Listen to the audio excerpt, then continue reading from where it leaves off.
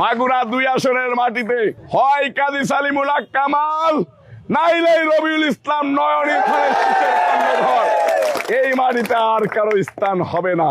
বিএনপির ভারপ্রাপ্ত চেয়ারম্যান জনাব তারেক রহমান সাহেব সারা বাংলাদেশে নিরপেক্ষভাবে জরিপ করতেছেন কাদেরকে মনোনয়ন দেওয়া যায়। সেখানে কাজী সালিমুল হক কামাল এবং রবিউল ইসলাম নয়ন জনপ্রিয়তায় এগিয়ে রয়েছে। আমরা চাই বাংলাদেশে একটা সুস্থ নির্বাচন হোক, যে নির্বাচনের মধ্য দিয়ে আমাদের দল জাতীয়তাবাদী দল বিএনপি ক্ষমতায় আসবে ভোটের মধ্য দিয়ে। আমরা কোনো অপশক্তি নিয়ে ক্ষমতায় আসতে চাই না। আমরা কোনো অনির্বাচিত সরকার হয়ে ক্ষমতায় থাকতে চাই না। আমরা চাই ব্যালটের মধ্য দিয়ে গণতন্ত্র প্রতিষ্ঠিত হোক।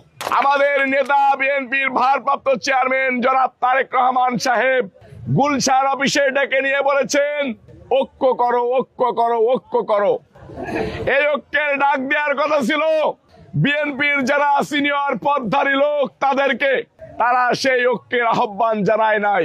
কাজী সালিমুল হক কামালের পরামর্শে রবিউল ইসলাম নয়ন এই ঐক্যের ডাক দিয়েছিলেন। সেই ঐক্যের ভিতর দিয়ে 3-4 দিন আগে শালিখা পূজা মণ্ডপ থেকে আসার সময় যুবদলের কিছু নেতৃবৃন্দ আমাকে সালাম দিলে আমি এগিয়ে যাই রুটি খাইতে খাইতে। গিয়ে দেখি দাদার অফিস, সেখানে যাই। বসার পরে সকলে মিলে একত্রিত ভাবে বলি, ধানের শীষ যার আমরা ভোট দেব তাকে। সেটাকে নিয়ে 2-4টা পুচকে পাচকা বাচ্চা বিভিন্ন ভাবে লেখালেখি শুরু করছে। আরে ভাই, এতটুকুই তোমাদের সম্পদ, ওই আন্ডা বাচ্চার ভিতরে সীমাবদ্ধ।